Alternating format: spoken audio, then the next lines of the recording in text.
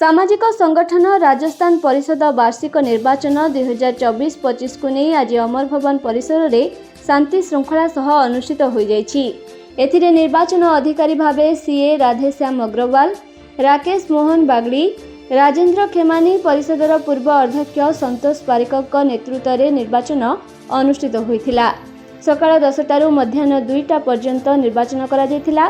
उक्त निर्वाचन में परिषदर 452 सभ्य माने मतदान करथिले, जेउथिरे संरक्षक समिति सभ्य भावे निर्द्वंद्व सतीश आजमेरा निर्वाचित होइथिबा बेले अध्यक्ष पदरे संतोष अग्रवाल निकटतम प्रतिद्वंदी जुगल किशोर मारटिया जगदीश प्रसाद हरित को परास्त करथिले।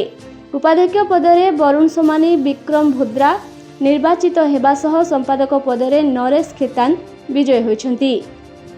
जुग्म संपादक रे मनीष तोदी, कोषाध्यक्ष पदरे नटवर लाल बागड़िया, जुग्म कोषाध्यक्ष पदरे मनोज कुमार अग्रवाल विजयी होइथिबा बेले कार्यकारी 15 सभ्य अशोक कुमार अग्रवाल, अमित कुमार बांका, अंकित अग्रवाल, आशीष पोदार, विश्वनाथ मोदी, दिलीप शर्मा, गोविंद अग्रवाल, हेमंत मलानी, कन्हेलाल धबलिया, मनन अग्रवाल, मोहित महेश्वरी, पवन कुमार खेबानी, रवि बगड़िया, संजय शेखवाल, सुरेश खेतानी विजय होइछंती। आज उक्त निर्वाचन को नहीं महिला माने बहु संख्यार जोगदे निर्वाचन को सफल करथिले। लालकुलार दिलीप शर्मा रिपोर्ट, कलिंग समाचार।